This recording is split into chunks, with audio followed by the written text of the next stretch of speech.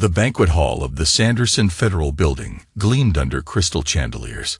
30 years of service to his country had culminated in this moment for Boyd Mercer. His retirement party was filled with colleagues from the Department of Defense. Officially, he had been a logistics specialist who never left his desk. The truth was something else entirely.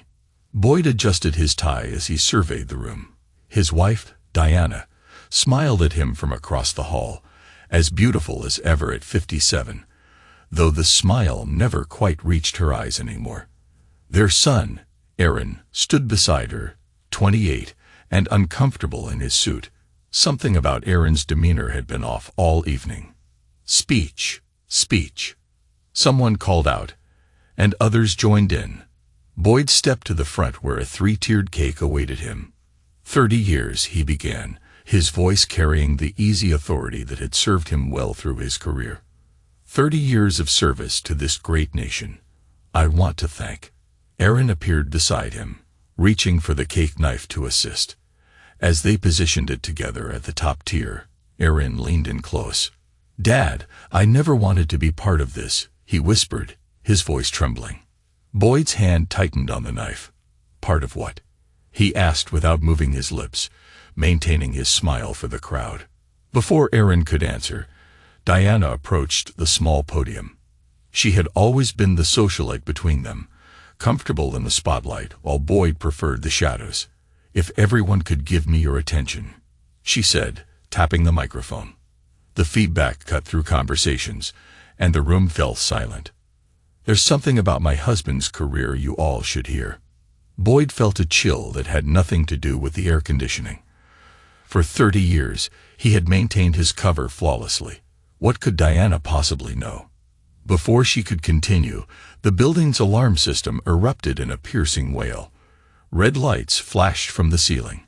Most guests looked confused, but Boyd recognized the pattern. It wasn't a fire alarm. It was a security breach. Within seconds, men and women in dark suits appeared at every doorway.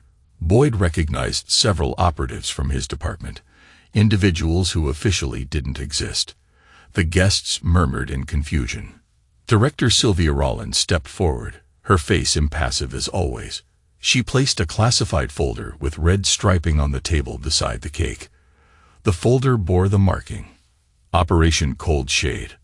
Eyes only. "I apologize for the interruption," she announced to the crowd. "Security protocol. Nothing to worry about." Boyd knew better. That folder wasn't supposed to exist anymore. Not after Belgrade. And that's when it happened. Diana pulled a small handgun from her purse. "Nobody moves," she commanded, her socialite persona evaporating in an instant. She aimed the weapon at Boyd. "Especially not you, darling." The guests gasped. Some ducked under tables. The security personnel tensed, but didn't draw their weapons. 30 years of lying," Diana said, her voice steady. "Did you think I wouldn't figure it out? That folder contains the truth about who you really are, Boyd. Or should I call you the handler?" Boyd's mind raced. How long had she known? And more importantly, who was she working for? "Mom, what are you doing?" Aaron cried out, genuine confusion on his face. "Stay back, Aaron," Diana warned. "Your father isn't who you think he is. He isn't who any of us thought he was." Boyd's eyes met Director Rollins'. A silent communication passed between them. This was not part of any protocol. This was something else entirely. "Diana," Boyd said calmly, "you don't want to do this." "You don't know what I want," she replied. "For the first time in our marriage, you have no idea what I'm thinking." The guests remained frozen in place as agents slowly began to encircle the confrontation. Boyd noticed Aaron backing away, reaching for his phone. "Put the gun down, Mrs. Mercer," Director Rollins said firmly. "Not until everyone knows the truth." Diana's hand trembled slightly. "Not until everyone knows that the man they're celebrating tonight is responsible for." The lights went out. In the momentary darkness, Boyd moved with a precision that belied his 60 years. When emergency lighting kicked on 3 seconds later, he had disarmed Diana and had her pinned against him, the gun now in his hand. "I think," he said quietly to the stunned room. "This party is over." Boyd sat in an interrogation room deep within the Sanderson building, watching Diana through one-way glass as she was questioned in an adjacent chamber. She sat rigid in her chair, refusing to speak without a lawyer. The woman across from him bore little resemblance to the person he'd shared a bed with for 31 years.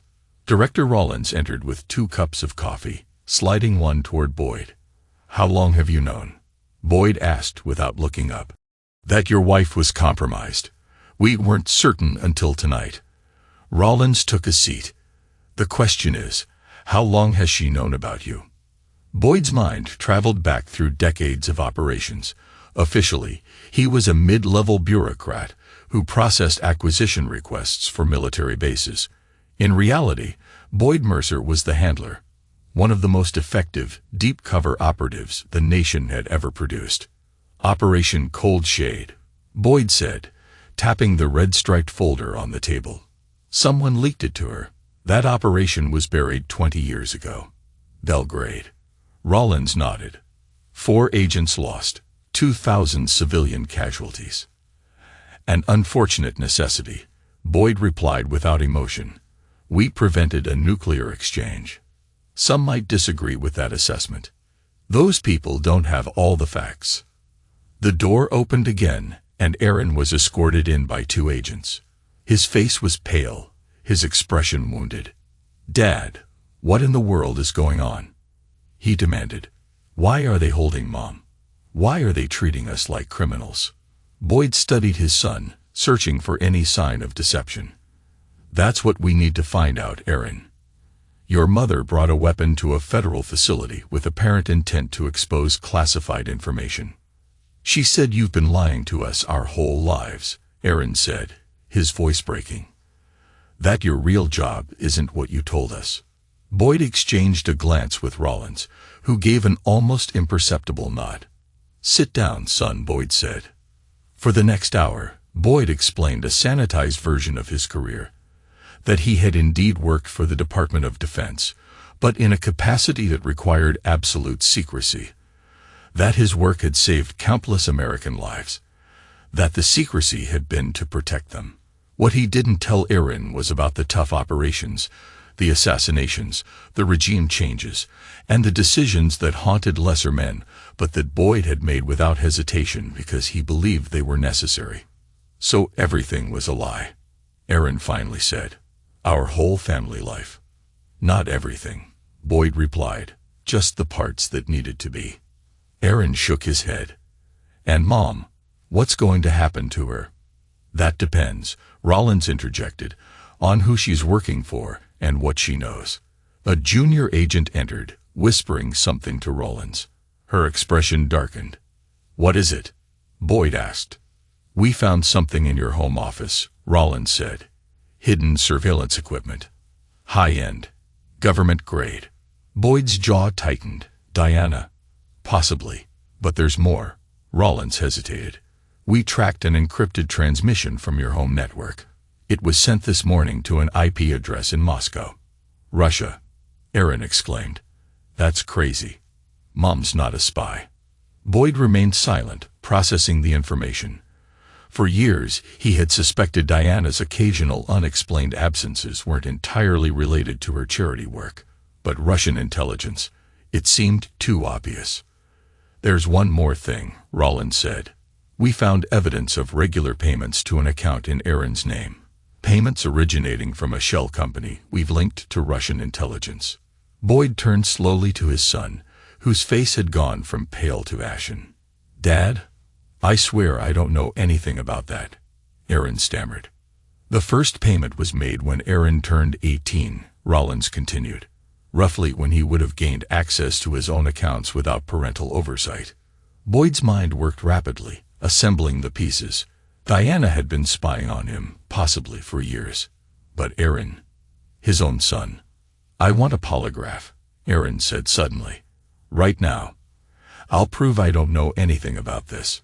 Boyd studied his son's face, looking for the micro-expressions that would betray deception.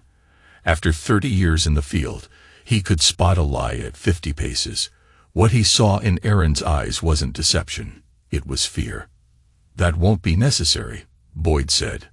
"Director, I'd like a moment alone with my son." Rollins looked skeptical, but nodded, leaving the room. "Dad, you have to believe me," Aaron said the moment they were alone. "I had nothing to do with this."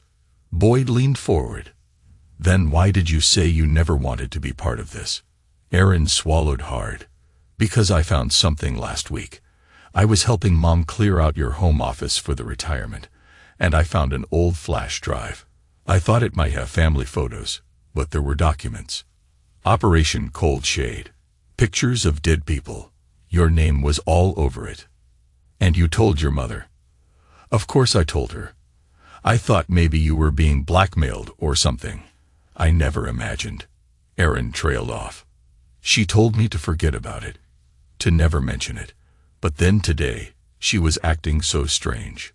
Boyd processed this. If Aaron was telling the truth, then Diana had already known about Cold Shade before Aaron found the drive. She had been protecting her operation. "Aaron, I need you to think carefully.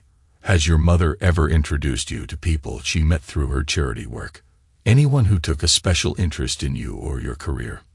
Aaron hesitated. "There was this one guy, Victor something. Russian accent. Mom said he was a major donor. He helped me get my job at Heartbreak Technologies." Boyd's blood ran cold. Victor Petrov was a known SVR officer. "What exactly do you do at Heartbreak, Aaron?" "You know what I do, Dad. I'm in cybersecurity. And Heartbreak has contracts with the Defense Department, don't they?" The realization dawned on Aaron's face. "They'd wanted me for access," he whispered. "They were using me to get to classified networks." Boyd stood, straightening his tie. "It appears so. What happens now?" "Now," Boyd said with quiet determination, "I find out exactly how deep this goes." The next 24 hours passed in a blur of interrogations and revelations. Boyd watched from behind glass as skilled interrogators questioned Diana. She maintained her silence until her lawyer arrived, a high-priced attorney who specialized in espionage cases, the kind of lawyer no ordinary housewife would know to call. As Boyd had suspected, Diana finally broke her silence, not to deny the accusations, but to request immunity in exchange for information. Her lawyer spoke of coercion and patriotic intentions misunderstood. By evening, the picture was becoming clearer. Diana Mercer, née Weaver, had been recruited by Russian intelligence during a study abroad program in her college years, long before she met Boyd. Their marriage had not been arranged by her handlers. But once they discovered who she had fallen for, they saw an opportunity. For 30 years, she had been passing information about Boyd's activities to her handlers. Low level at first, but increasingly valuable, as Boyd rose through the ranks. The discovery of Operation Cold Shade had been her crown jewel. Evidence of a covert action that, if exposed, would damage American interests and potentially lead to Boyd's prosecution in international courts. Aaron, meanwhile, had been vetted by multiple agencies and placed under surveillance. Initial investigations suggested he was telling the truth, an unwitting pawn in his mother's game. The accounts in his name had been set up without his knowledge. The money never touched. Boyd reviewed the evidence file in Rollins's office, his face betraying nothing of the storm within. 31 years, he said finally. 3 decades of marriage, and I never suspected a thing. Rollins raised an eyebrow. Never? The great handler never once thought his wife might be playing the same game. Boyd's silence was answer enough. "What do you want to do?" Rollins asked. "What are my options?" Officially, Diana will be charged with espionage. Given the evidence, she'll likely make a deal to avoid a life sentence. Aaron will be cleared but will remain under surveillance for years. You'll receive a generous pension and a quiet retirement, with the gratitude of a nation that can never publicly acknowledge what you've done. And unofficially, Rollins hesitated. "Boyd, you're retiring. This isn't your operation anymore." "Sylvia," Boyd said, using her first name for perhaps the second time in their 20-year association, "my family has been compromised by foreign intelligence. My retirement party was crashed by my own wife pulling a gun on me. I think we're past official protocols." Rollins sighed. "There's a theory that Diana isn't working directly for the Russians anymore. Some of the recent communication patterns suggest she may have gone independent, selling to the highest bidder. If that's true, there could be other players involved." "Like who?" "We've detected increased chatter from a private intelligence firm called Argent Security. They've been recruiting former intelligence officers from various agencies worldwide.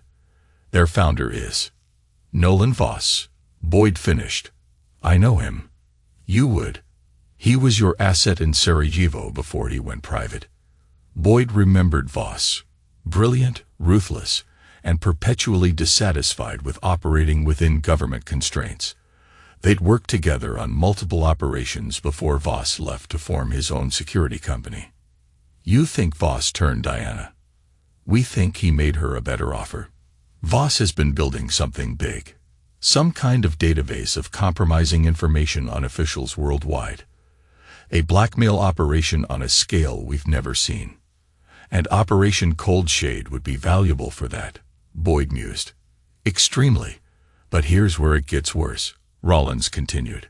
"We think Diana was planning to publicly expose you tonight, but not for ideological reasons. It was a distraction." "From what?" "Aaron's position at heartbreak gives him access to a Defense Department quantum encryption project. We believe Voss planned to use the chaos of your exposure to cover a major breach of that system tonight." Boyd processed this information. "So my wife was willing to destroy me to help Voss steal military secrets. It appears so. And now Voss knows the operation is blown. Diana is in custody, but he still wants that encryption technology." Boyd stood, straightening his jacket.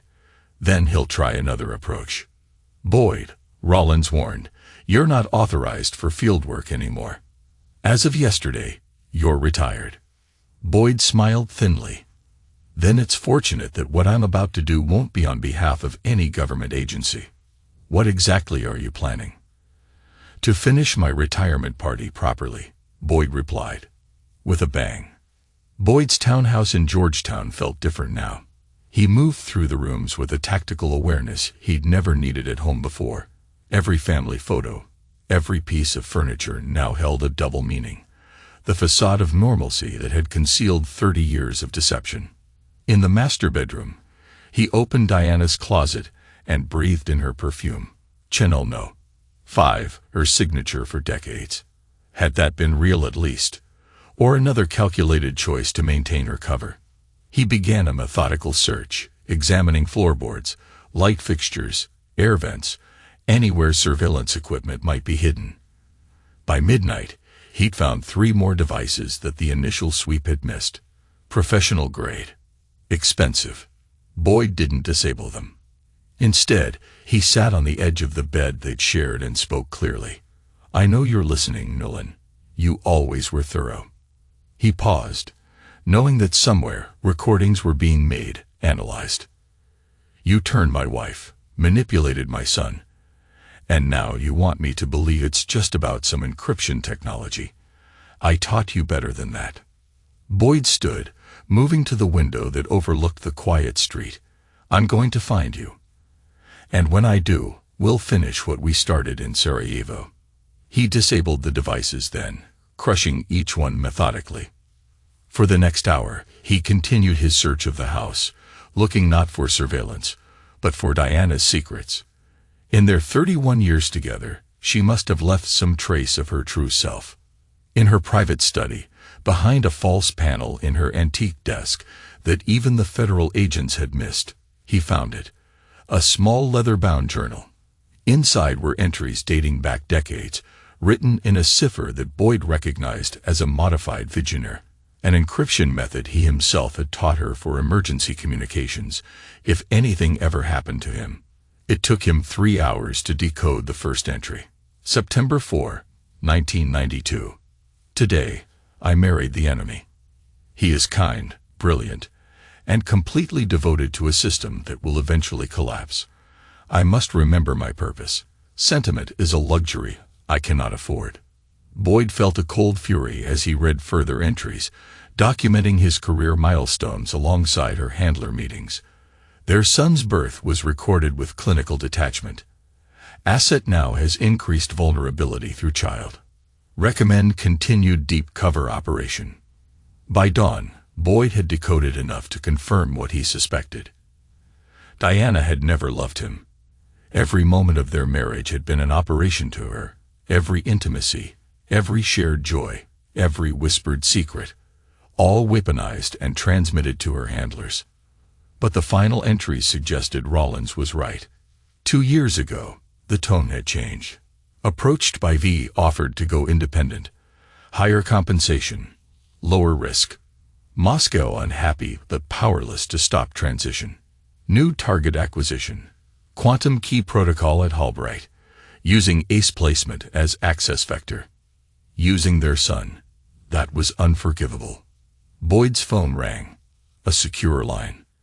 "We have a problem," Rollins said without preamble. Diana's lawyer got a judge to grant her conditional release in house arrest pending charges. What judge would possibly?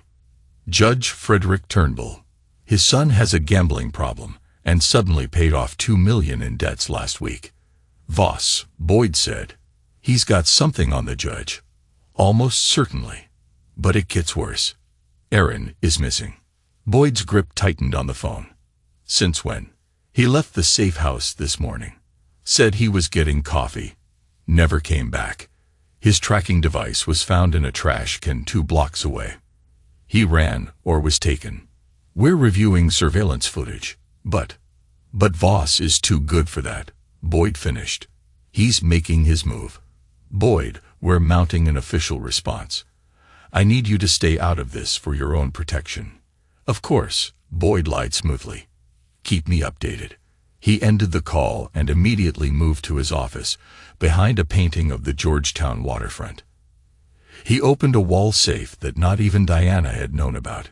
Inside was a go bag containing cash, multiple identities, and a Glock 19 with suppressor. Within 15 minutes, Boyd had changed into nondescript clothing and was driving a 10-year-old Honda Civic registered to one of his cover identities. 2 hours later, he walked into a storage facility in Arlington and accessed a unit he'd maintained for emergencies. Inside was everything he needed: surveillance equipment, weapons, communication devices untraceable to any agency, and files. Lots of files. Boyd pulled the one marked Voss and began to read. Nolan Voss, former CIA field operative, had worked with Boyd on operations in Eastern Europe during the 1990s. Brilliant but unstable, Voss had eventually been pushed into early retirement after an unsanctioned operation in Georgia led to civilian casualties. He'd founded Argent Security 5 years later, initially providing legitimate protection services to corporations and wealthy individuals. But intelligence suggested Voss had gradually expanded into gray areas: corporate espionage, political blackmail, and weapons technology theft. Boyd had kept tabs on his former colleague over the years, partly out of professional curiosity, and partly because he'd never quite trusted Voss's stability. Now those files might save Aaron's life. According to Boyd's latest intelligence, Argent maintained a training facility in rural Virginia, disguised as a corporate retreat center. If Voss had Aaron, that's where he would take him. Close enough to Washington to move quickly, remote enough to operate without scrutiny. Boyd loaded what he needed into the Civic and headed west. As he drove, he considered the players in this game. Diana was under house arrest, but would be communicating with Voss somehow. Aaron was either a hostage or a willing participant. Boyd still wasn't entirely convinced of his son's innocence. And then there was Kendrick Foster, Voss's second-in-command and former British intelligence. Boyd had crossed paths with Foster in Istanbul years ago, an operation that left Foster with a distinctive limp and a profound hatred for Boyd. Boyd's phone rang again, an unknown number. "Mercer," he answered. "Hello, handler." Nolan Voss's smooth voice brought Boyd back 20 years. "Retirement doesn't suit you." "Where's my son, Nolan?" "Safe for now. Confused about his parentage, though. Finding out your father is an international assassin and your mother is a spy can be quite the identity crisis. What do you want? Always direct. I've missed that about you. Voss chuckled. What I want is simple. The complete cold shade files. Not the redacted version in that folder at your party. The real files with all the names, dates, and locations.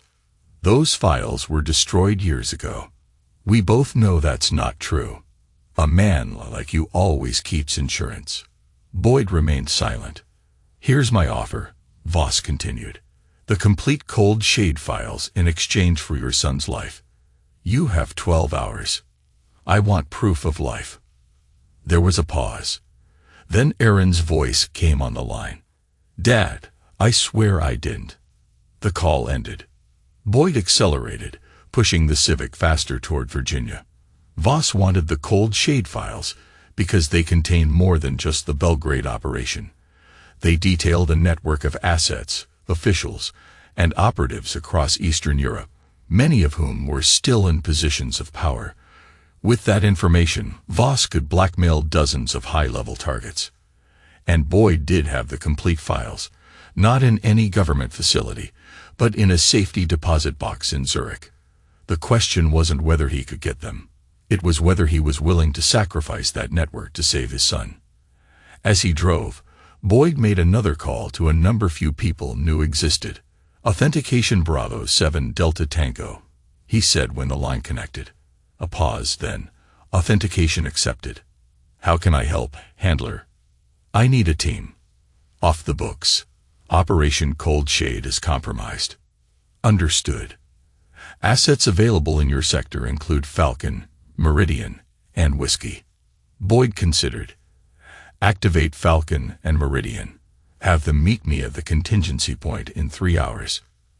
Acknowledged. Anything else? Boyd thought of Diana, sitting comfortably under house arrest while their son was in danger. Yes, I need surveillance on subject Dancer. Full spectrum, maximum discretion. Dancer has federal protection, 2 agents at the residence. I'm aware. Do it anyway. Understood. Handler out. Boyd ended the call, knowing he had just activated resources that officially didn't exist. A shadow team he built over decades for precisely this type of situation. Operatives loyal to him personally, not to any agency or government. As he crossed into Virginia, Boyd allowed himself a grim smile. Nolan Voss thought he was dealing with a retired bureaucrat forced into espionage. He was about to rediscover who the handler really was. The rural Virginia countryside rolled past Boyd's window as dusk approached. He turned onto an unmarked gravel road that wound through dense forest, eventually arriving at a hunting cabin that appeared abandoned.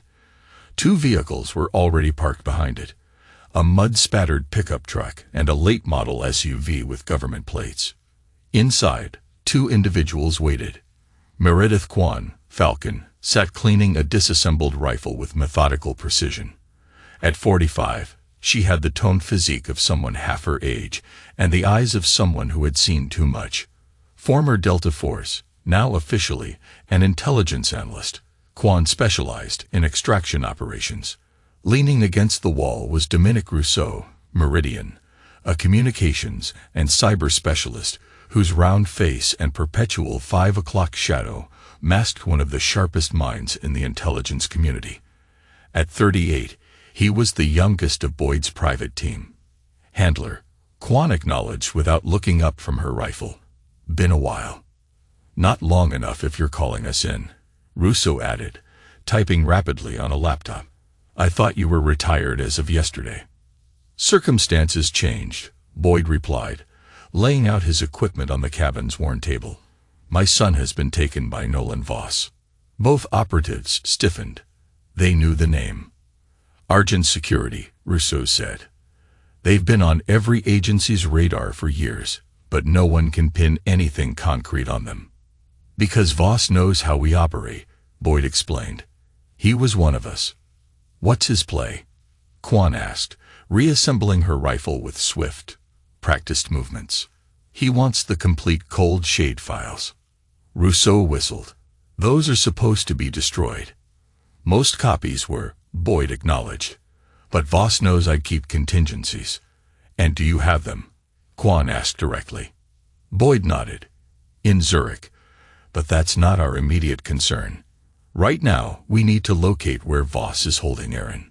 Rousseau turned his laptop around, displaying satellite imagery of an expansive compound nestled in the Virginia countryside. Argent's training facility.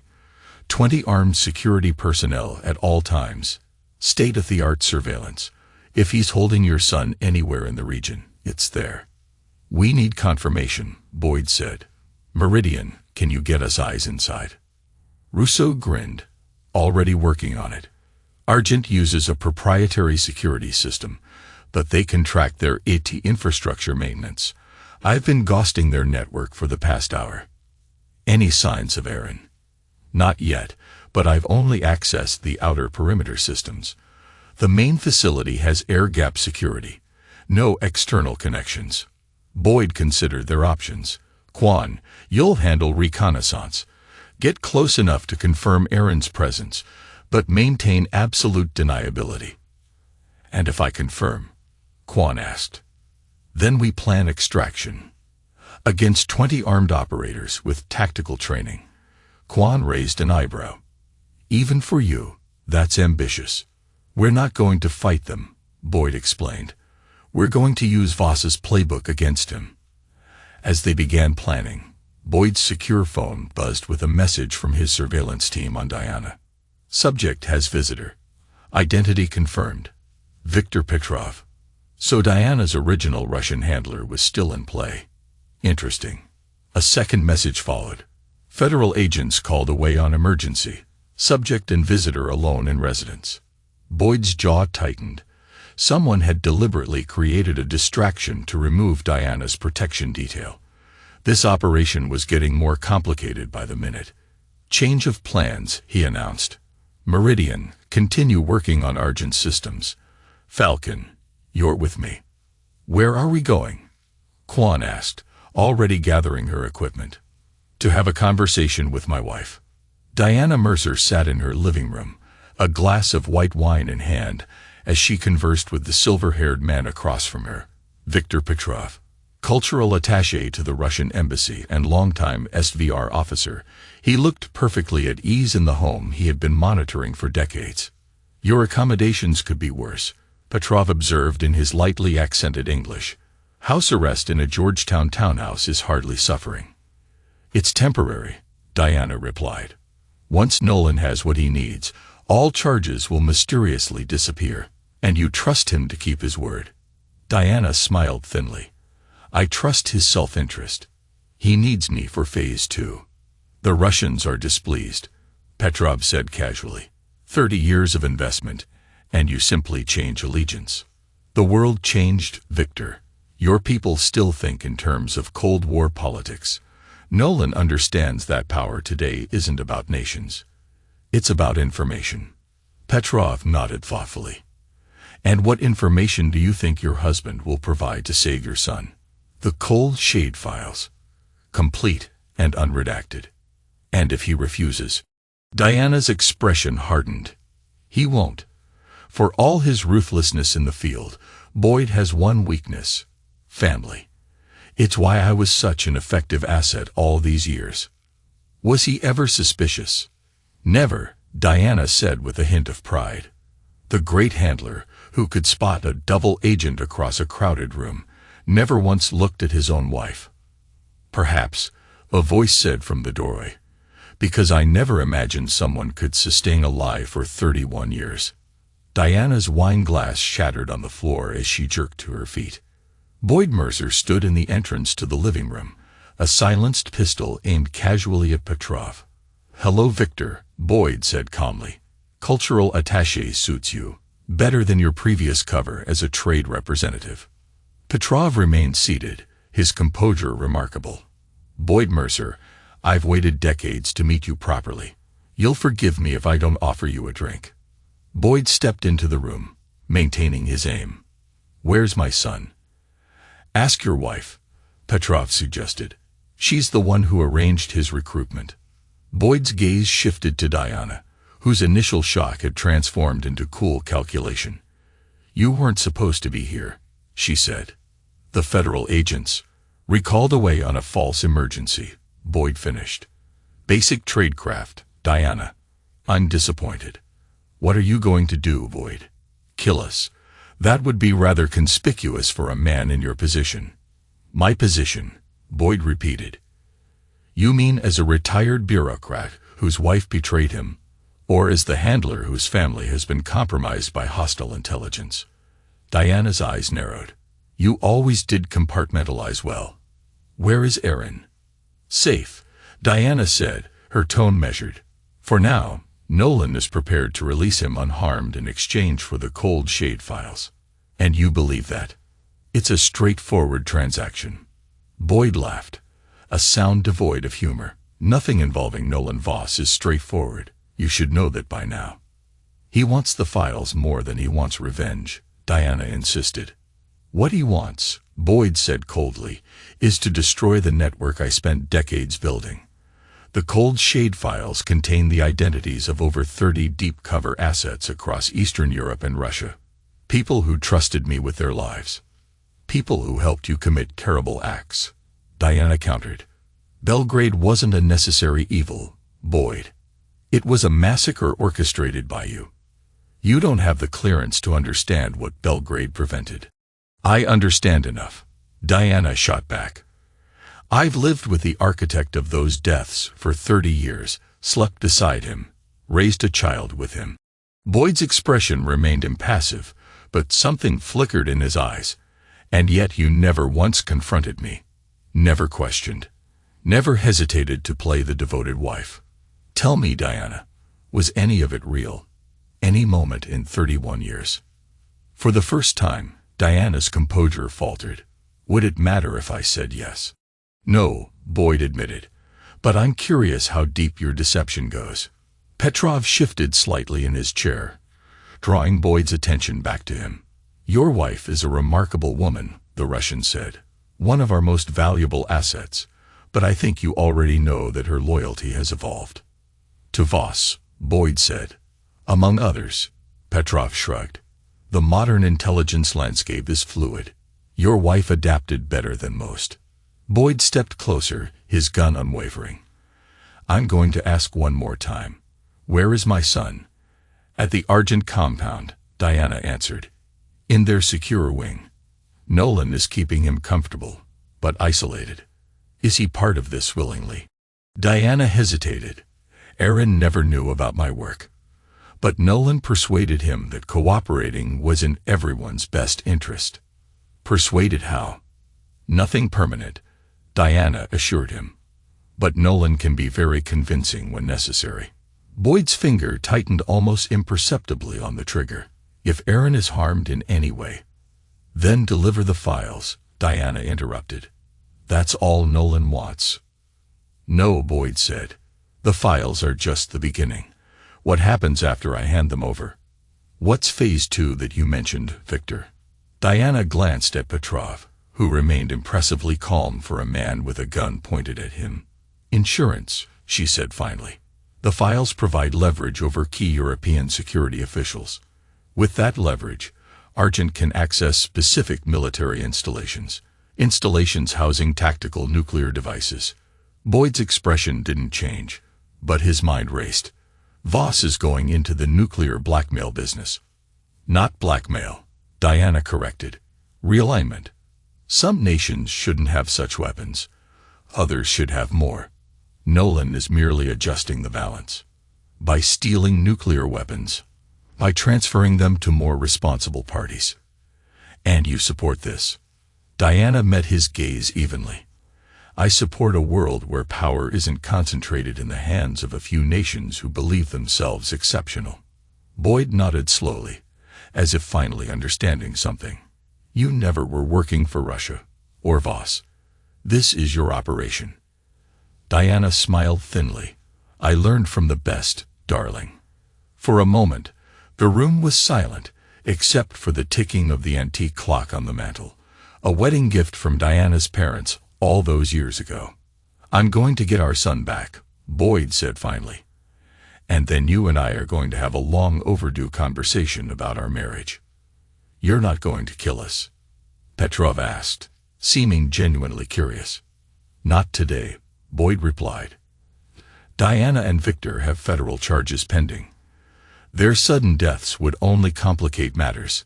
"How thoughtful," Diana said dryly. Boyd backed toward the door. "Don't try to warn Voss. My associate outside has disabled all communications from this house. Any attempt to leave will be discouraged." "Boyd," Diana called as he reached the doorway, "the cold shade files won't be enough anymore. Nolan knows you'll try something. He's prepared." "I'm counting on it," Boyd replied, and disappeared into the darkening evening. Aaron Mercer sat in a sparsely furnished room staring at the ceiling. No windows, one door with an electronic lock, and a surveillance camera in the corner. For the past 36 hours, he had been Nolan Voss's guest at the Argent Security compound. They had treated him well enough. Regular meals, access to a bathroom, even a few books. But the questions were relentless. Questions about his father's habits, routines, possible storage locations. Questions about childhood memories that might hint at secret catches or contingency plans. Aaron had answered truthfully, partly because he didn't know enough to lie effectively, and partly because Voss's methods of encouragement were persuasive. The man hadn't physically harmed him, but his threats carried absolute conviction.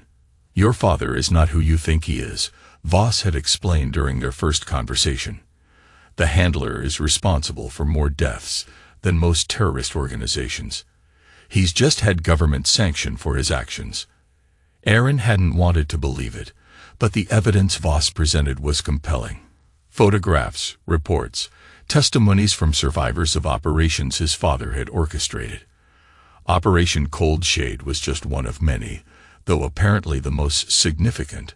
The door opened, and Nolan Voss entered. In his early 60s, Voss carried himself with military precision, despite his expensive suit and cultivated appearance. His silver hair was immaculately styled, his smile practiced and hollow.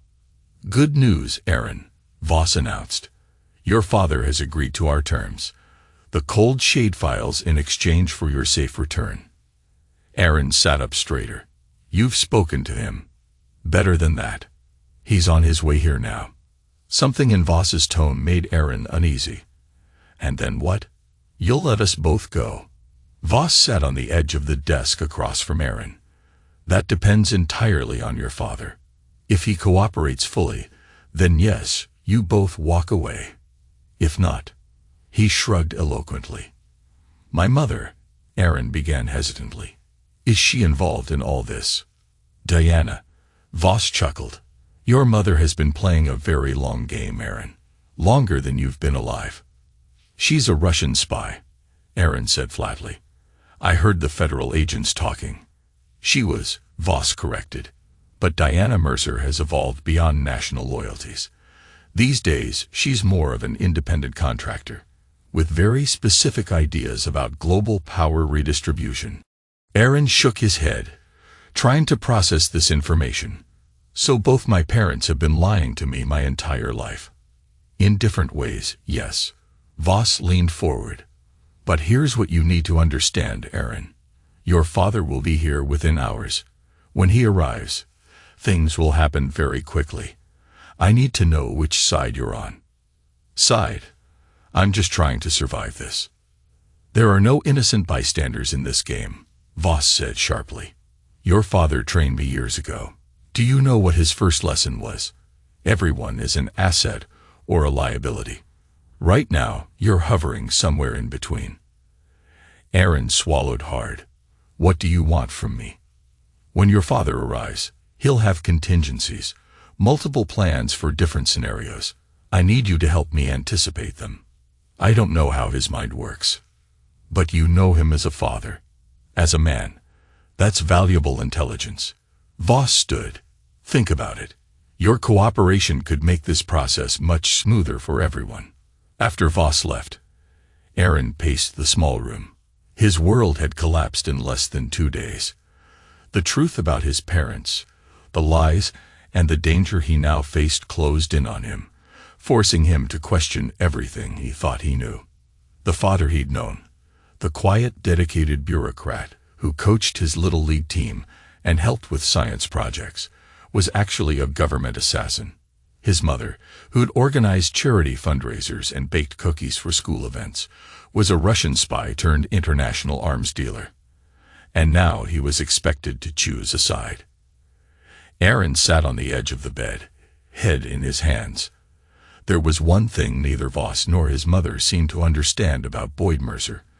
Despite his compartmentalized life, despite the secrets and the lies, Boyd had been a present father. He had attended every school event, every baseball game, every milestone. If the handler was as ruthless as everyone claimed, then what was Nolan Voss walking into by threatening his son? Miles away, Boyd Mercer prepared for war in the hunting cabin. Quan had returned from reconnaissance with detailed intelligence on the Argent compound, security rotations, access points, and most importantly, confirmation that Aaron was being held in the east wing of the main building. "They're expecting you," Quan reported. "Enhanced security, additional personnel. Voss has at least 30 operators on site now." Boyd continued checking his equipment. "Good. That means they're focused on external threats." "You're not seriously considering a frontal approach," Rousseau said, looking up from his laptop. "Even for you. That's suicide." "I'm considering exactly what Voss expects me to do," Boyd replied. "He knows me, or thinks he does.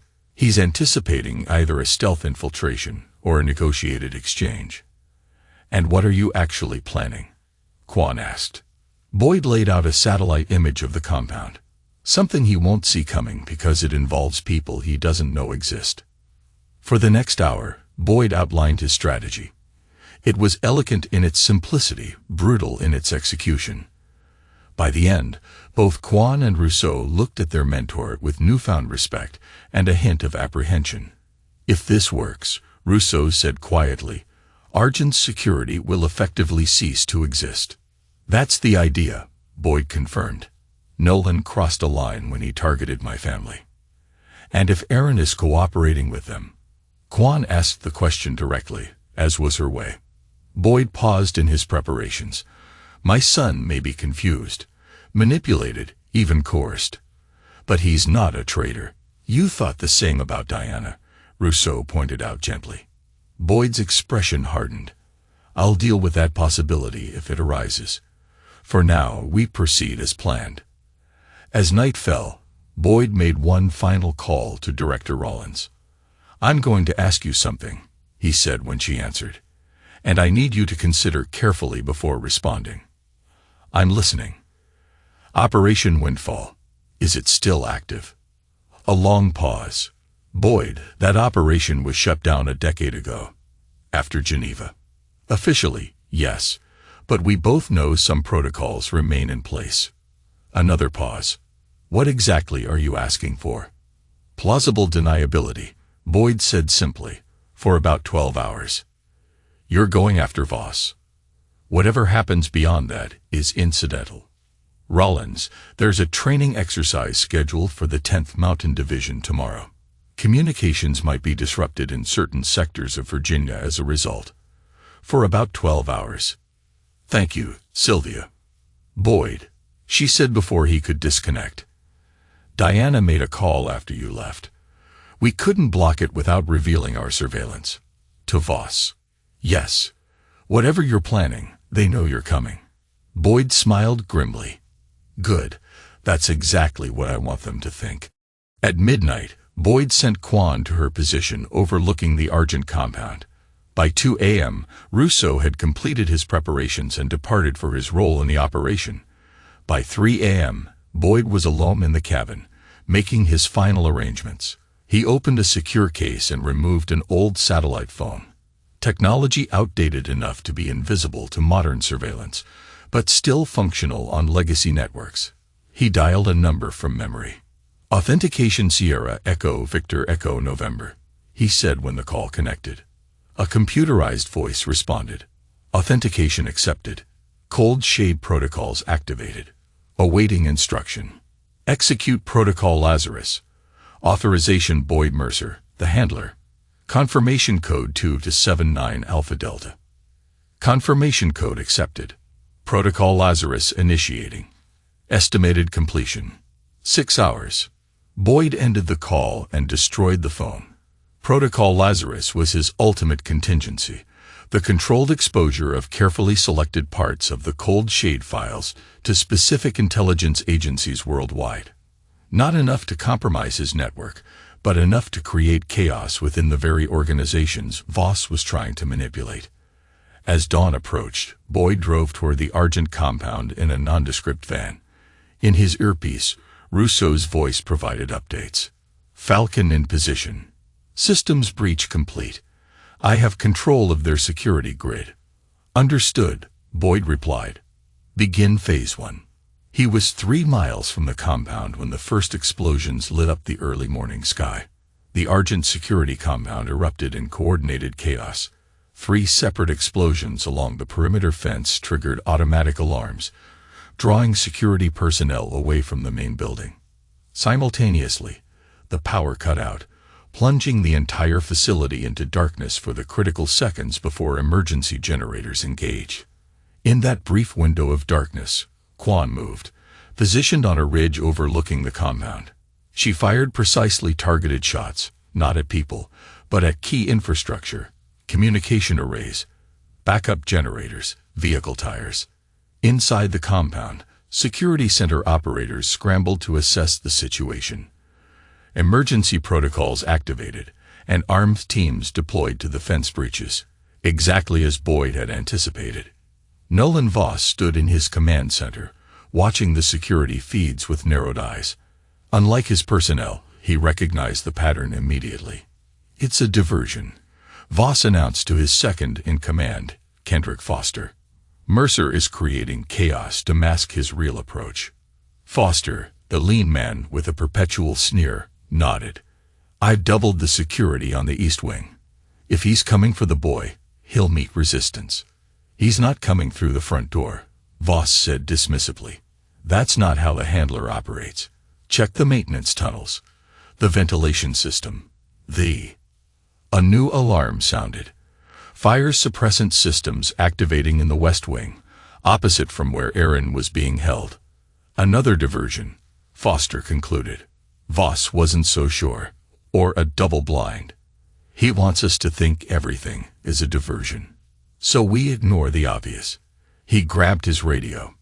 Team Alpha, converge on the West Wing. Team Bravo, maintain position at the East Wing. All other personnel, initiate protocol Scorched Earth. As his orders were acknowledged, Voss turned to a secure terminal and began rapidly typing commands. Bring me the Mercer boy, he instructed Foster. It's time we accelerated our timeline. Outside, Boyd approached the compound not from any of the expected angles, but from above. A small, nearly silent drone, military-grade technology borrowed from an agency that would deny its existence, carried him over the perimeter defenses. Similar to a parasailing rig, but powered by whisper-quiet electric motors, it allowed him to descend directly onto the roof of the main building undetected. I'm in position, he murmured into his communication device. Meridian, status systems. Compromised, Russo's voice responded. I have eyes on interior cameras. Voss is mobilizing all assets. They're moving Aaron from his holding cell to the central command. As expected, Boyd replied. Falcon, external distractions complete. Quan, reporting. Moving to secondary position for extraction support. Boyd unhooked from the drone rig, sending it to its predetermined landing zone, and moved across the roof with practiced efficiency. A maintenance access door yielded to specialized tools, granting him entry to the upper level of the building. Inside, emergency lighting cast eerie shadows through smoke-filled corridors. Boyd moved like a ghost, his years of field experience evident in every silent step. The few security personnel he encountered were efficiently neutralized, not killed, but incapacitated with precision strikes. Alert, Russo's voice came through his earpiece. Voss has initiated some kind of data purge protocol. Their systems are systematically deleting and overwriting files. Can you stop it? Working on it. But this is sophisticated, military-grade security. Boyd continued his advance. Focus on locating Aaron. The data is secondary. Understood.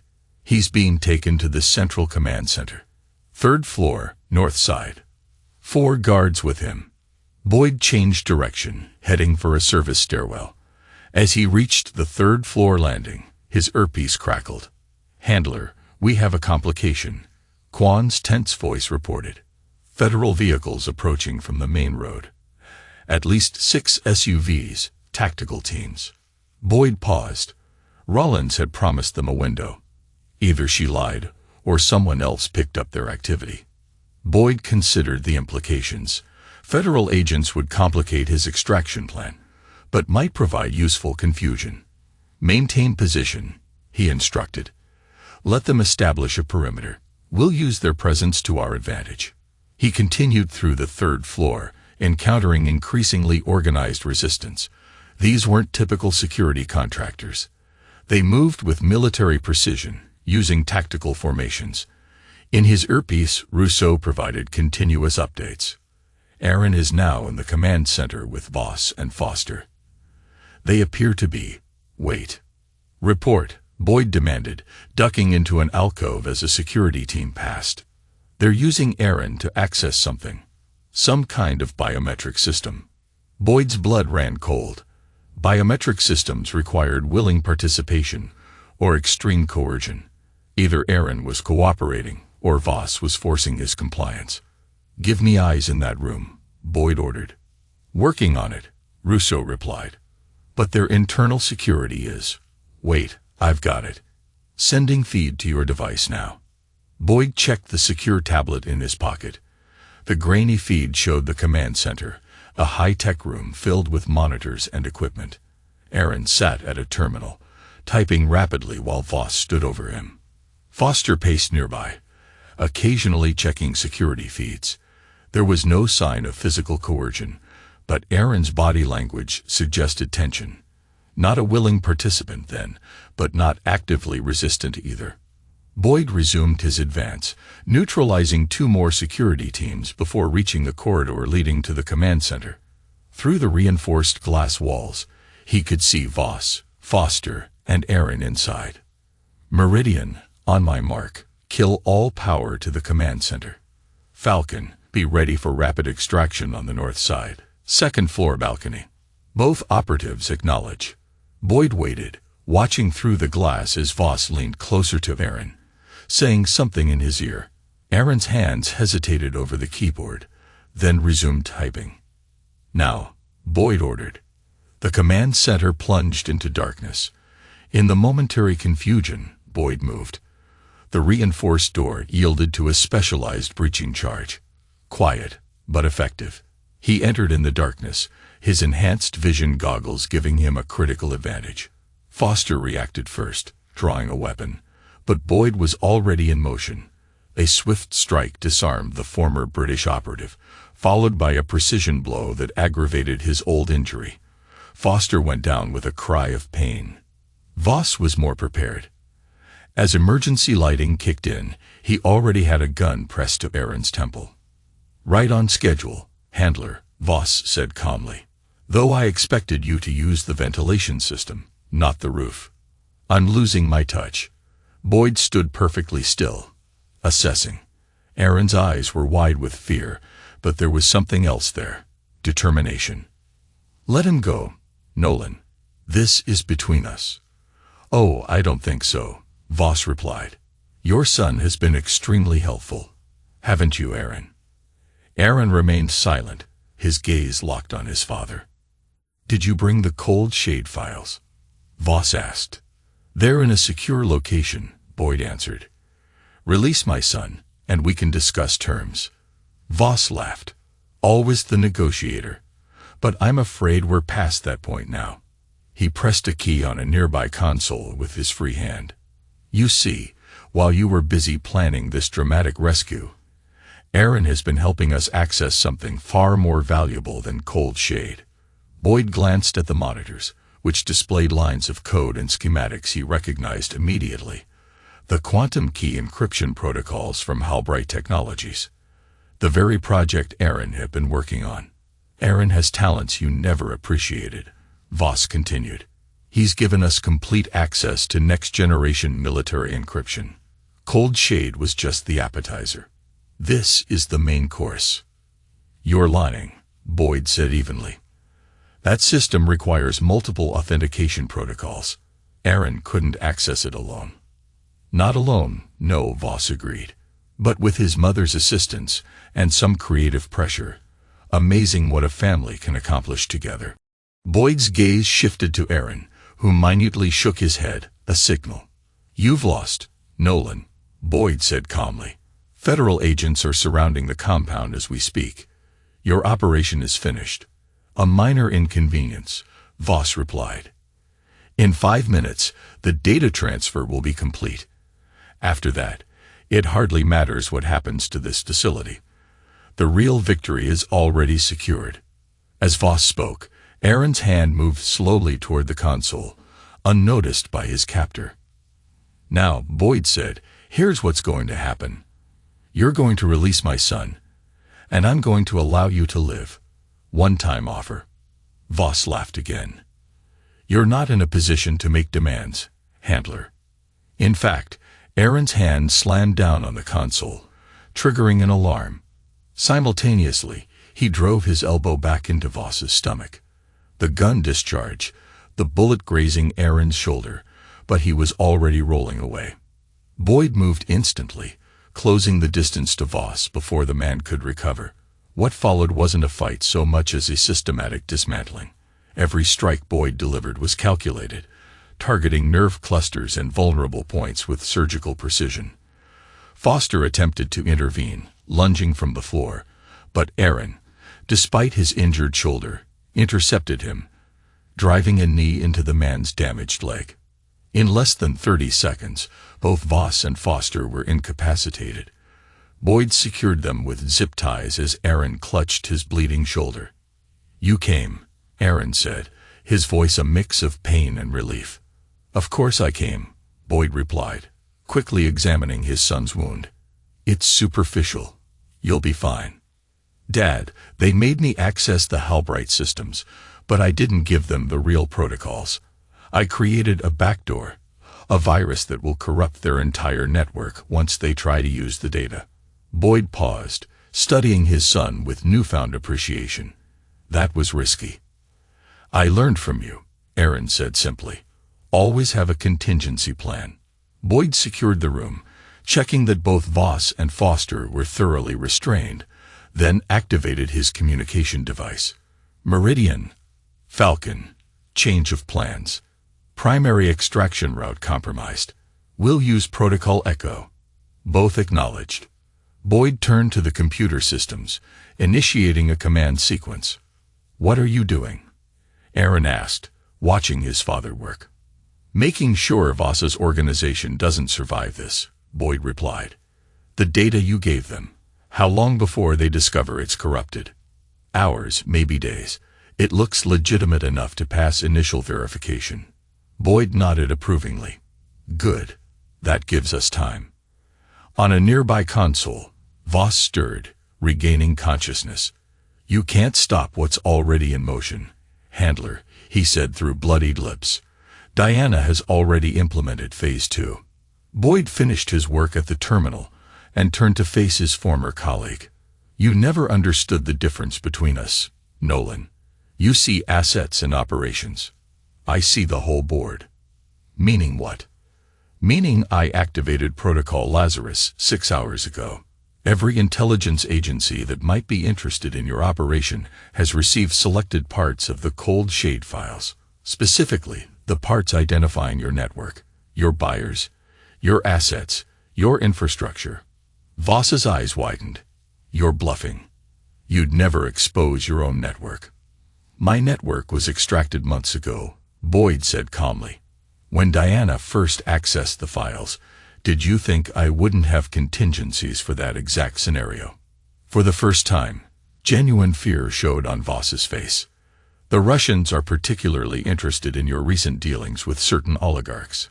The British aren't happy about Foster's activities in Gibraltar last year, and several Middle Eastern intelligence services are comparing notes about weapons shipments that were supposedly unrelated.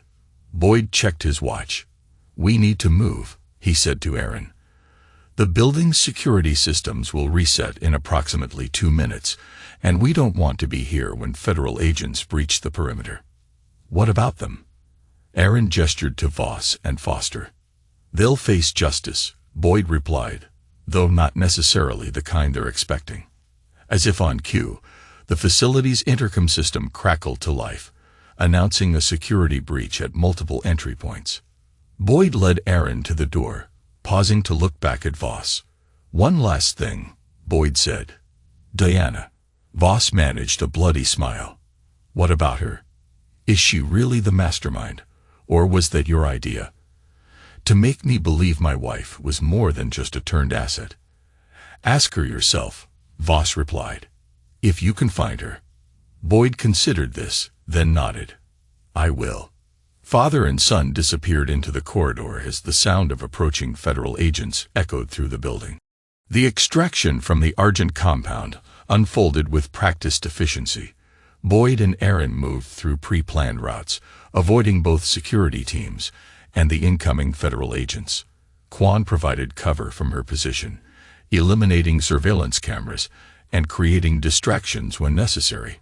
Russo guided them remotely, monitoring security movements and bypassing electronic locks. Within 20 minutes, they had reached the extraction point, a service exit on the north side of the compound that led into dense forest. A waiting vehicle, driven by Kwan, whisked them away as federal agents secured the main facility. "How's the shoulder?" Boyd asked as they sped along back roads. Aaron winced as he adjusted the makeshift bandage. "I'll live." "What happens now?" "First, we get that properly treated," Boyd replied. "Then we deal with your mother." Aaron fell silent, processing the events of the past days. "Was any of it real?" he finally asked. "Our family." Boyd stared out the window at the passing Virginia countryside. "That's what I intend to find out." They arrived at a private medical facility, an unmarked building that catered to individuals who required treatment without official documentation. Boyd had used their services occasionally during his career, always paying handsomely for their discretion. While Aaron's wound was being treated, Boyd received a call from Rollins. "The Argent facility is secured," she reported. "Voss and several key lieutenants are in custody. But Boyd, Diana is gone." "Gone?" "She was under house arrest. The agents assigned to monitor her were found unconscious. Preliminary toxicology suggests they were drugged.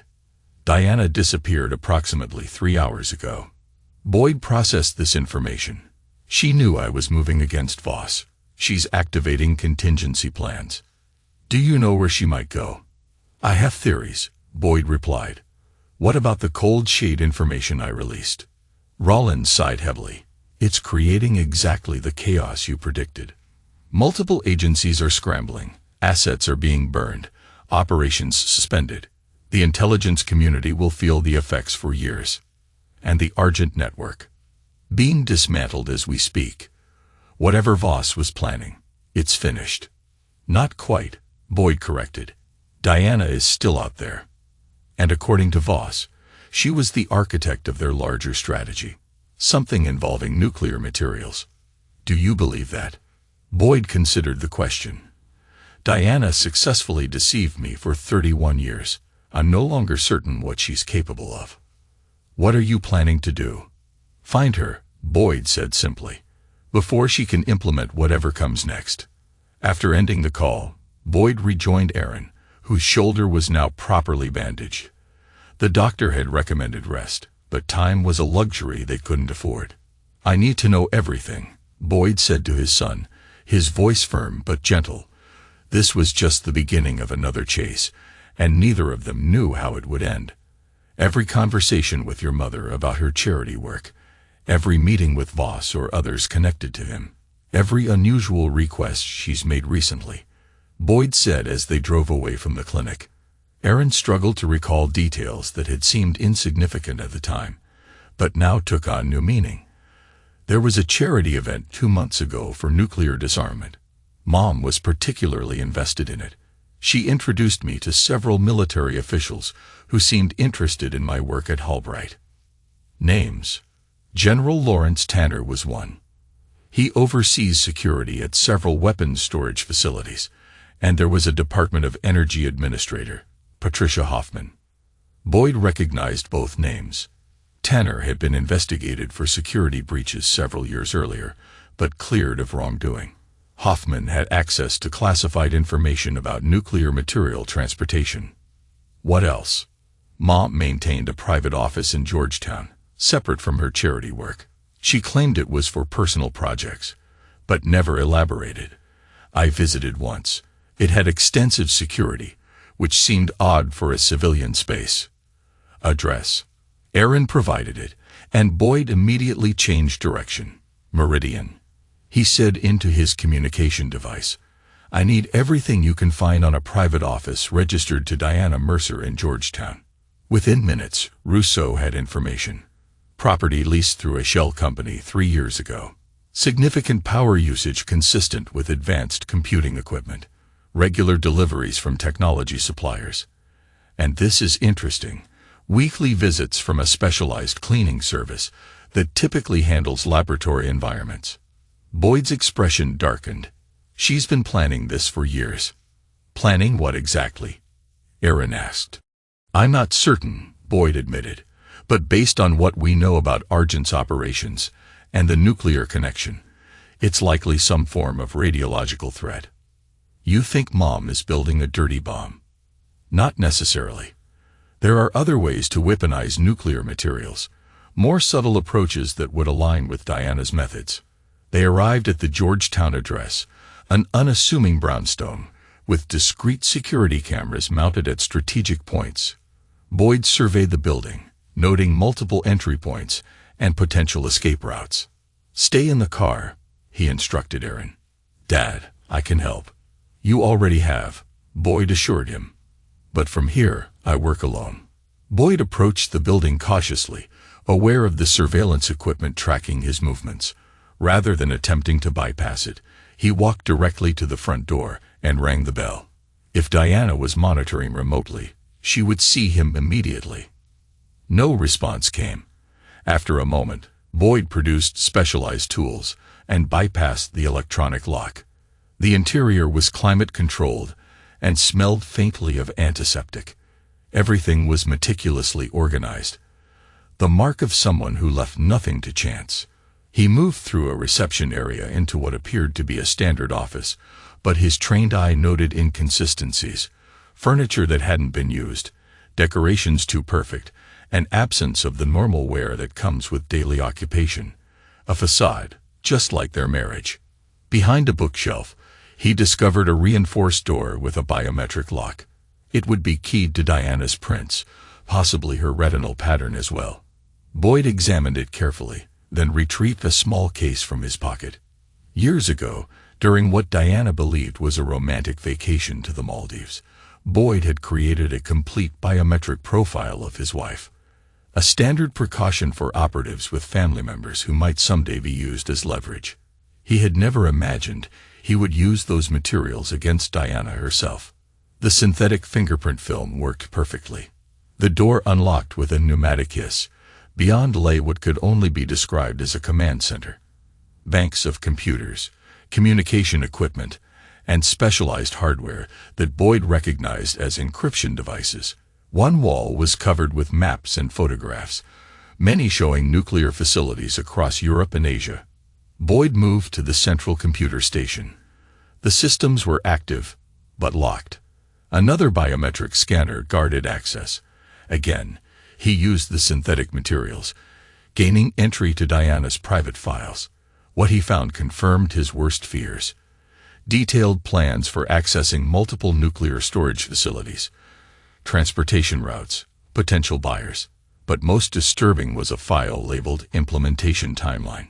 According to the schedule, Phase 2, the actual acquisition of materials, was to begin within 24 hours. Boyd downloaded everything to a secure drive, then continued searching the facility. In a back room, he discovered what appeared to be a laboratory setup, equipment for handling radioactive materials safely, including specialized containers designed for transport. His phone vibrated. A message from Quan. Movement at the west entrance. Female subject matching Diana's description. Boyd positioned himself near the command center entrance and waited. Within minutes, he heard the front door open and close, followed by soft footsteps. Diana Mercer appeared in the doorway, dressed in business attire, as if coming from a normal day at the office. She showed no surprise at finding Boyd there. "I wondered when you'd find this place," she said calmly. "It was only a matter of time," Boyd replied. "Especially after Voss was captured." Diana's expression tightened slightly. The first genuine reaction.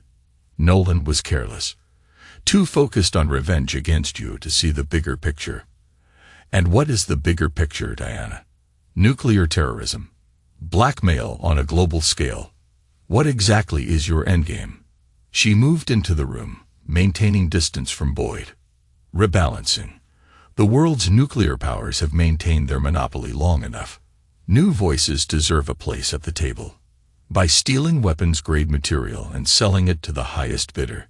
By ensuring mutually assured destruction applies to all nations, not just the privileged few.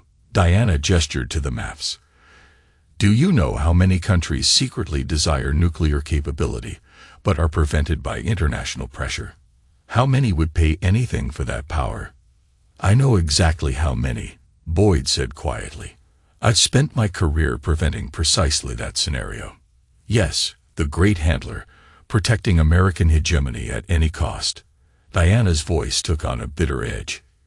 Even if it means harming thousands in Belgrade, or toppling democratically elected governments in South America, or assassinating scientists whose only crime was working for the wrong country. Is that what this is about? Revenge for my operations? Diana laughed, a cold, humorless sound.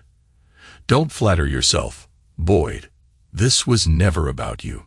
You were useful. Access. Intelligence. Cover. Nothing more. The words were calculated to wound, and despite his training, Boyd felt their sting. 31 years of marriage. A child together. All of it a mission to you. For the first time, Diana hesitated. Not all of it. Aaron was unexpected. I wasn't supposed to get pregnant. But you did. And I chose to have him, she said defensively. Moscow wanted me to terminate the pregnancy. It complicated the mission. I refused. Boyd studied her face, looking for any sign of the woman he thought he had known. You loved him. At least. Of course I loved him. He's my son. Diana's composure slipped momentarily. That's why I kept him out of this as long as possible. Until Nolan forced my hand. By recruiting him at Halbright without your knowledge, Boyd guessed. Diana nodded. Nolan grew impatient. Saw Aaron as a shortcut to the encryption protocols we needed. I would have found another way. One that kept him clear of all this. And now, your operation is exposed. Voss is in custody. Your nuclear materials acquisition plan will never succeed. You think this is my only operation? Diana asked incredulously. Boyd, while you were focused on protecting America's interests abroad, I built a network that spans continents. Argent was just one component, a means to an end. She moved to a computer terminal, typing rapidly. Screens around the room illuminated, showing various operations and progress, financial transactions, shipping manifests, and personnel deployments. Even if your protocol Lazarus exposed part of our network, the core remains intact, she continued. The nuclear option was ambitious, I admit, but there are other ways to reshape global power structures. Boyd watched as the screens displayed evidence of an organization far larger and more sophisticated than he had imagined.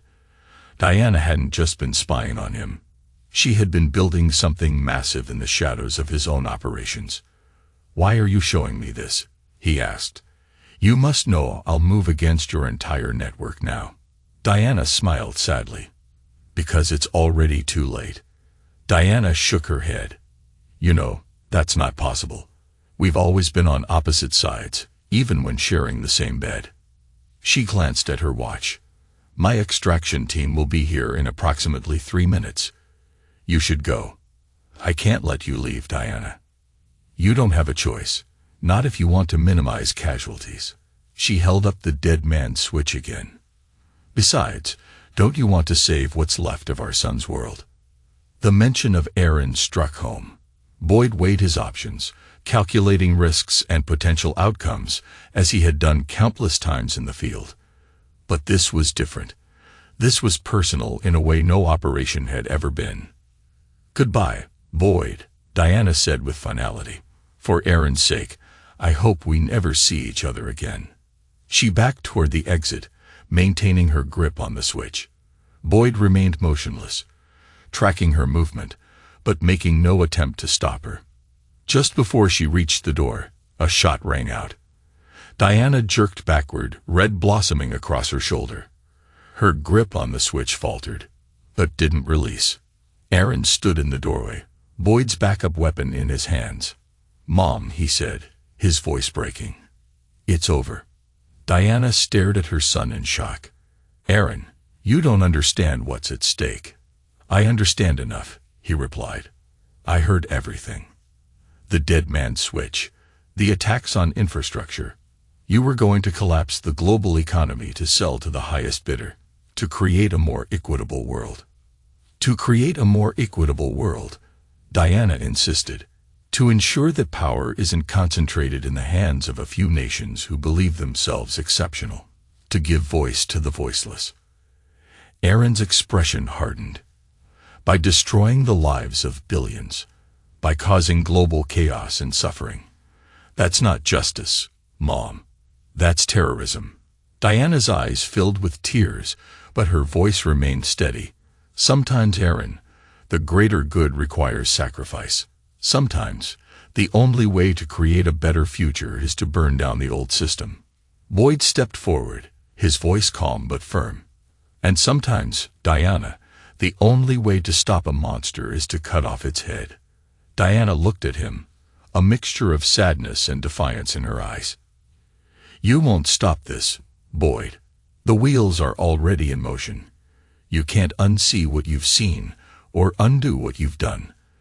The world will change, whether you like it or not. With that, she turned and fled, disappearing into the night.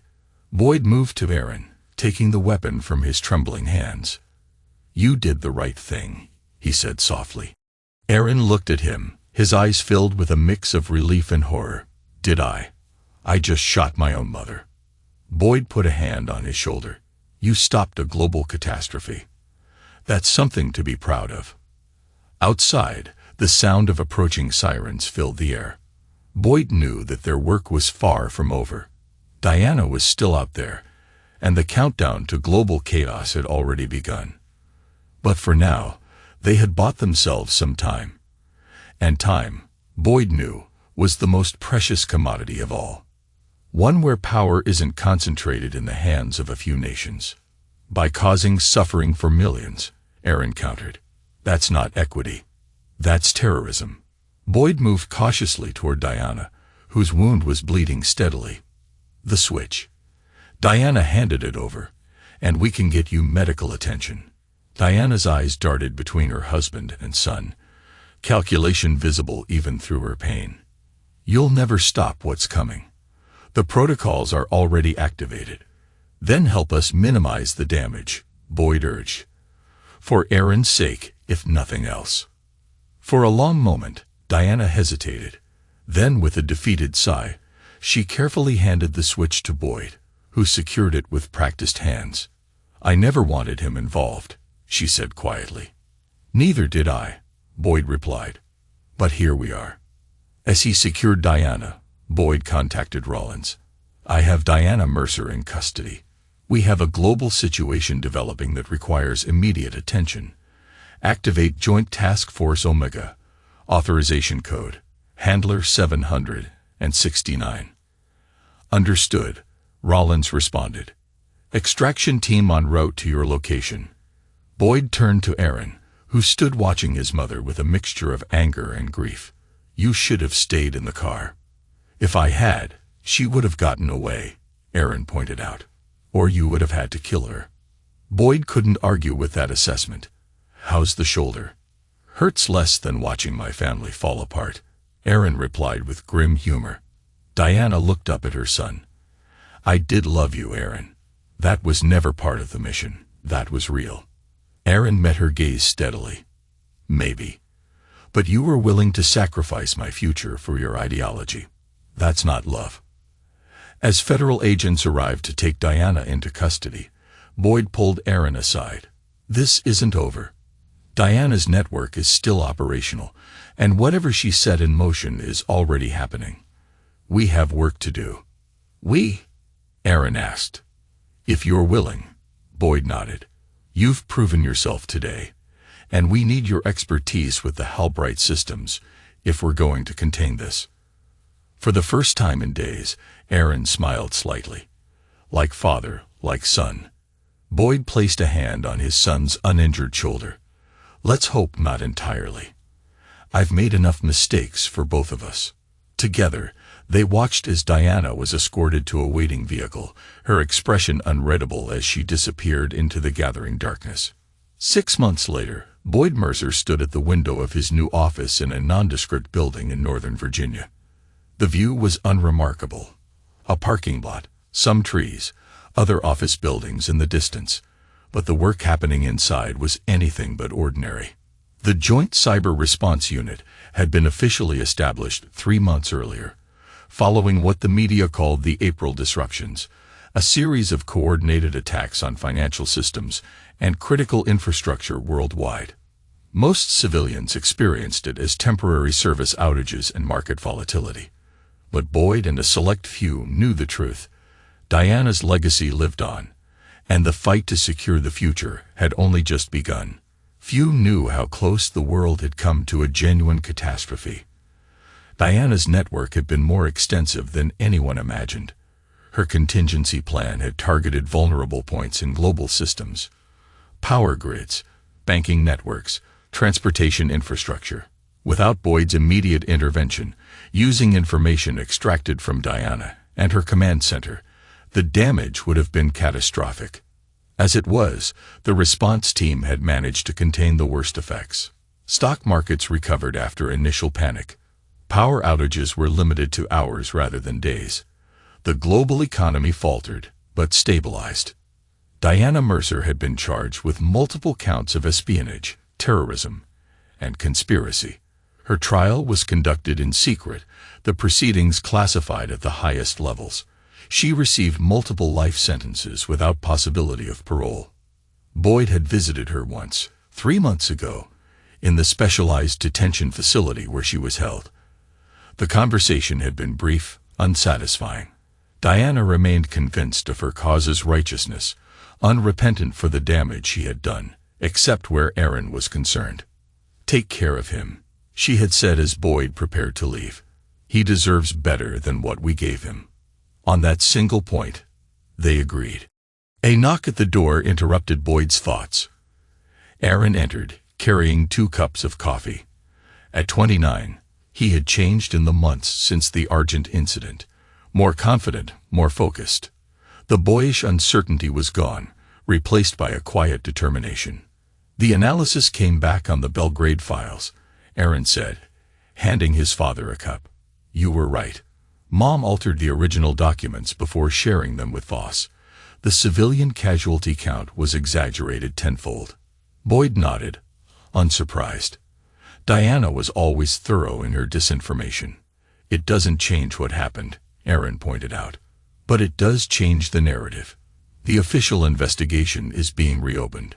That won't erase 30 years of operations," Boyd said, "some of which were exactly as brutal as Diana claimed." Aaron settled into a chair across from his father's desk. "Maybe not. But it might help people understand the context. The choices you made under impossible circumstances." Boyd smiled slightly. His son had become an unexpected advocate in recent months, pushing for a more nuanced view of intelligence operations while simultaneously helping design more ethical frameworks for future actions. "How's the new encryption protocol coming along?" Boyd asked, changing the subject. "Final testing phase," Aaron replied. "It incorporates the security measures we developed after analyzing Mom's attack vectors. Should be implementable across federal systems within 6 months." The work had been Aaron's idea, a comprehensive overhaul of government encryption standards built from his experience at Albright, but enhanced by what they had learned from Diana's operation. It was his way of making amends. Together, father and son were setting the foundation for a new era of security, one built not just on strength and secrecy, but on the hard-earned lessons of trust, accountability, and resilience. Though Boyd had repeatedly assured him, Aaron bore no responsibility for his mother's actions. "Director Rollins called this morning," Boyd mentioned casually. "She's proposing we expand the unit's mandate, not just response, but preemptive identification of emerging threats." Aaron raised an eyebrow. "You'd be back in the field." "Unofficially, of course." "Not me," Boyd corrected. "Us, if you're interested." Aaron considered this. A father-son intelligence team sounds like a bad spy movie. "It does," Boyd acknowledged with a rare chuckle. "But given our unique experiences, we're particularly qualified. And this has nothing to do with keeping an eye on me, making sure Mom's ideology didn't rub off." Boyd met his son's gaze directly. "I trust you, Aaron. You prove that beyond any doubt at the Argent compound, this is about using our skills effectively." Aaron nodded, satisfied with the answer. "In that case, I'm in, but on one condition." "Which is?" "No more secrets between us. Full transparency about operations, methods, everything. I won't repeat their mistakes. Theirs. Yours and Mom's," Aaron clarified. "You both compartmentalized too much.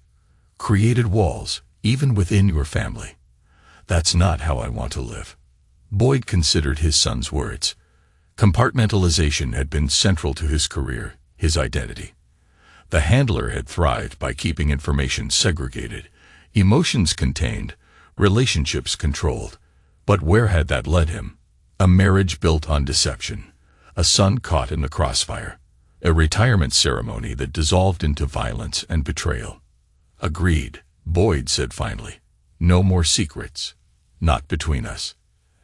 As they discussed the details of Rollins's proposal, Boyd reflected on the ironies of his situation. He had spent 30 years as the handler, managing assets and operations across the globe. Now, in what should have been his retirement, he found himself handling the most important asset of all, the truth, with all its complications and consequences. Diana had been right about one thing. Power structures needed rebalancing, but not through destruction and chaos as she had planned. Through transparency, accountability, and the painful process of reconciling with the past while building something better. Outside, the Virginia afternoon faded toward evening. Father and son continued working, planning for contingencies neither of them had imagined 6 months earlier. Not a perfect resolution. Too much had been lost for that, but perhaps something sustainable. Something real. And for Boyd Mercer, after a lifetime of facades, that was enough.